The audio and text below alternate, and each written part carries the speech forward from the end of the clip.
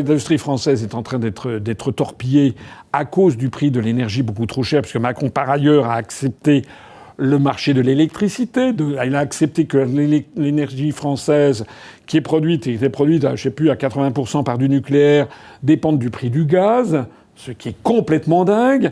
Tout ça parce que pour faire plaisir aux Allemands. Et donc, du coup, on a les prix de l'énergie qui a flambé, comme vous le savez, et avec les résultats, le désastre que c'est.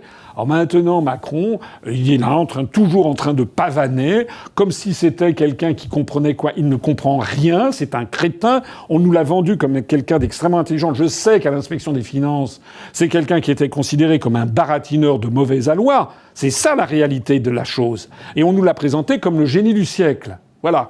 Merci les médias. Il faut que les Français, encore une fois, arrêtent de regarder la télévision. Si après avoir eu 10 ans de Macron, on embraye vous voulez embrayer sur 10 ans de Bardella ou sur 10 ans comment s'appelle-t-il, Édouard Philippe, il n'y a plus qu'à tirer l'échelle. Ça veut dire que le peuple français veut suicider la France, en fait. Ça n'existe nulle part ailleurs au monde. Les peuples, regardez ce qui se passe en Inde, en Roumanie, aux États-Unis, en Slovaquie, etc. Les peuples se ressaisissent quand même. Alors voilà, Macron, d'un seul coup, nous a dit, voilà, en fait, il faut relancer Astrid. Alors le problème, c'est qu'il faut recommencer. C'est comme un paquebot que vous avez complètement arrêté. Le pilote est parti à la retraite. Les matelots ont été embauchés sur d'autres compagnies transatlantiques. Il manque la moitié des calots de sauvetage. L'eau est entrée dans un certain nombre de trucs. Ça a rouillé de partout.